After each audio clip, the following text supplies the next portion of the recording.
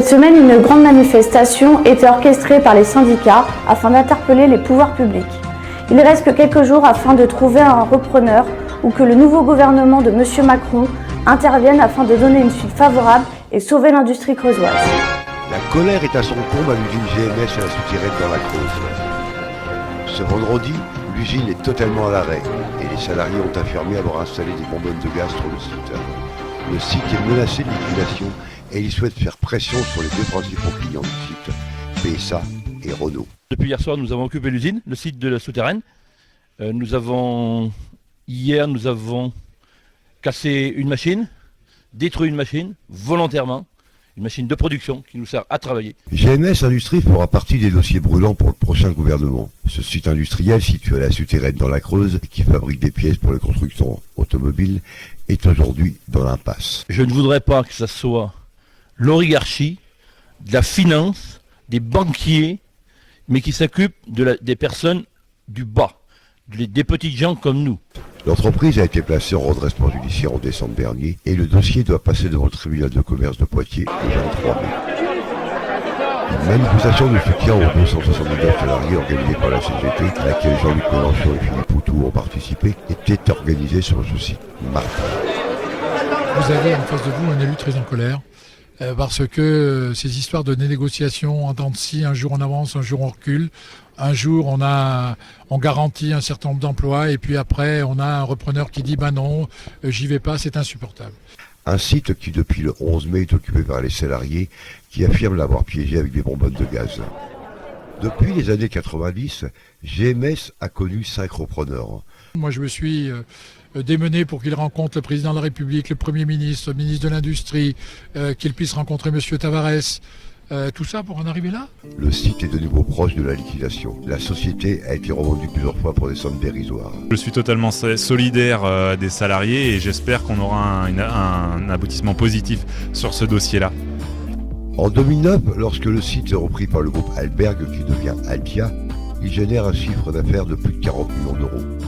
En 2014, Jean-Pierre Ocola reprend à son tour GMS, dont le chiffre d'affaires est tombé à 30 millions d'euros. En 2015, les revenus de l'usine chutent encore à 26 millions d'euros. Ce chiffre d'affaires actuel ne permet pas de faire tourner le site avec tous les salariés. C'est très bien, maintenant il faut qu'il aboutisse, parce que les promesses, depuis 20 ou 30 ans, les gens n'en veulent plus, maintenant ils veulent des actes. Donc la seule chose que je souhaite, c'est que le Premier ministre fasse aboutir ce dossier et puis que tout le monde soit heureux pour le développement de notre territoire. La situation est pour le moment bloquée. PSA s'est engagé à maintenir des commandes pour un montant de 10 ou 11 millions d'euros. Le constructeur s'est également dit prêt à donner d'autres pièces à produire pour les nouveaux modèles, mais cela ne pourra être effectif avant 2 ou 3 ans. Renault, lui, s'est engagé sur 5 millions d'euros, mais il n'y a pas de volonté d'augmenter son niveau de commande. J'ai pu assister hier à la réunion entre les salariés, les syndicats et les donneurs d'ordre qu'étaient PSA et Renault. Et c'est vrai qu'au bout de 6 heures de réunion, on est sorti un petit peu effondré parce que les nouvelles n'étaient pas spécialement bonnes, puisque de toute façon, il n'y a pas eu d'accord possible tant sur le nombre de salariés à maintenir sur le site que par rapport effectivement aux chiffres d'affaires apportés par PSA et Renault. Donc au bout de 6 heures de réunion, on est ressorti ainsi. La région et l'État viennent en aide à GMS depuis janvier dernier. Cela a pris la forme d'avances de trésorerie. La région Nouvelle-Aquitaine a mis 1,2 million d'euros sur la table. L'État a lui débloqué plus de 500 000 euros. Il a aussi effacé les dettes sociales et soutenu le chômage partiel sur le site. Sans compter le CICE d'un montant de l'ordre de 450 000 euros par an, il y a de quoi tenir jusqu'au mois de juin pour les paiements des salaires. Mais on arrive au bout du dispositif d'aide publique. Alors maintenant, j'espère une chose, c'est que le dossier, effectivement, le préfet l'a confirmé, est dans les mains du directeur de cabinet du président de la République, qu'il a donc déposé ce jour sur le bureau du futur ministre de l'Industrie, qui sera donc le dossier numéro 1.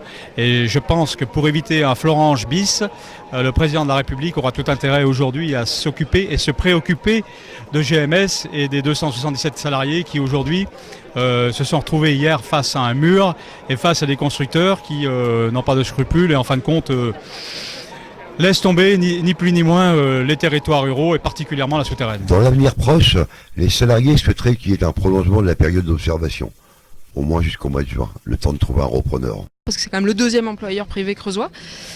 Et on se dit que pourtant il y aurait les moyens de faire autrement. Cette situation, elle n'est pas du tout naturelle, parce qu'on assiste à quoi? C'est deux constructeurs qui ont décidé de se servir de la possibilité de faire du dumping, c'est-à-dire d'aller faire produire ailleurs moins cher, c'est-à-dire par exemple Renault au Brésil ou ailleurs, pour pouvoir justement ne plus faire produire ici.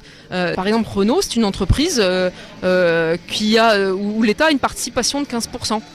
PSA, l'État avait des participations. Alors pourquoi pourquoi l'État les a vendus au mois de mars? C'est une situation de non-assistance à département en danger. Il faut rappeler que GMS est le deuxième employeur privé du département. GMS Industrie est le deuxième employeur privé de la Creuse. Un moteur essentiel pour ce bassin économique de 26 000 habitants. Placés en liquidation judiciaire, les sous-traitants automobiles n'ont pas à ce jour de repreneur en vue. Les salariés sont à bout de nerfs et menacent de faire exploser leurs usines pour se faire entendre.